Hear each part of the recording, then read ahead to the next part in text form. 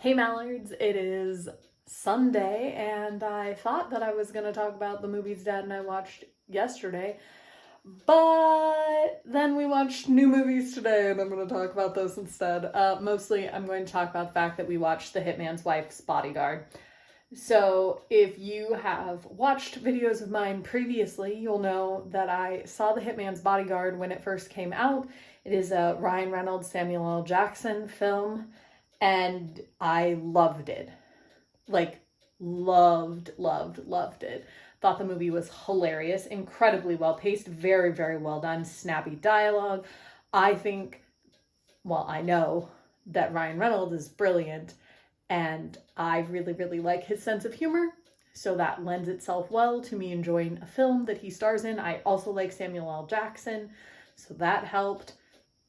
And so that first film I thought was absolutely brilliant. Has a lot of scenes that I really, really enjoy, has a lot of quippy dialogue that I really love, has a plot that is formulaic to a point but still had some interesting moments, and just is unafraid to be completely and absolutely wild at all times. So then I found out they were making a sequel, and I wanted to go see it when it was in theaters, but alas, things didn't work out that way for me. But you can buy it on demand now that it's, past, 3 weeks in theaters or whatever. No, I think it came out in the beginning of June, so like a month in theaters. And so we purchased it today for the opportunity to own that film. So now when I go back home, I can watch it with the roomies. And it was maybe not quite as good, but pretty gosh darn close. So Ryan Reynolds plays a character called Michael Brees, and he, in the previous film, was protecting Samuel L. Jackson's hitman, who actually is the one who ruined his job as a bodyguard. And in this one, Samuel L. Jackson's wife, played by Salma Hayek, shows up to be like, hey, we need your help, while Brees is on a forced sabbatical because his whole life was ruined in the previous film. And it's just a lot of hijinks. I mean, it's got your classic action movie stuff going on, but with the weird comedy curveballs that I feel like Ryan Reynolds has started to be known for, and full of surprises, like Morgan Freeman. Morgan Freeman is in this film. I did not know that going in, and it was a surprise, and a very pleasant one, because every time you see Morgan Freeman, it's a very pleasant surprise. But an absolutely crazy time. It also has Antonio Banderas in it. Like, it's got a pretty high level of casting, and it's just so funny. It's start to finish, you're gonna have an absolute riot, and it's crazy. I think what I enjoy about it is that it at no point in the film takes itself seriously at all. It's absolute absurdity from start to finish.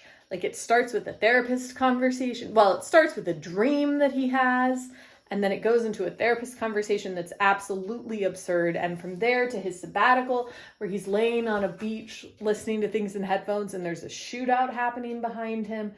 And from there to crazy treks across the country as he tries to find Kincaid, who is Samuel L. Jackson's character, and save him, and then finds out that Kincaid didn't even want him to save him, and then go visits his father, and then finds out that the guy that they're trying to stop is being protected by his dad, and his stepdad doesn't even really care about him, and there's a big fight on a boat, and it's just absurd from start to finish.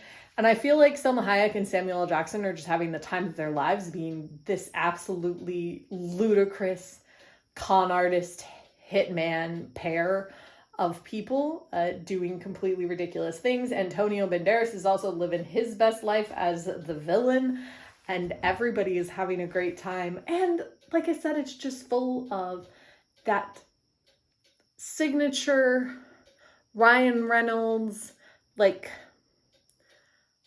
sardonic kind of self-deprecating humor and delivery and comedic timing. He has this moment where he's sitting on a swing crying, and Selma Hayek's character comes out to him, and she's like, "Are you crying?" He goes, "No, sometimes my eyes just water when I'm awake." And it's just so funny. Like, it's really enjoyable. I can't recommend this film enough. If you come hang out with me, we can watch it, because I own it, and I will happily watch it again. And if you haven't seen Hitman's Bodyguard, we'll watch that first. And I will just have a riotous and wonderful night watching two of my favorite films. I know that Ryan Reynolds is one of my favorite actors, but it's nice to have it reinforced over and over and over again. And yes, I am well aware that he plays a very similar character in basically everything. And I don't care, because I like that character. And I'm happy to watch him in basically everything. I'll see you tomorrow.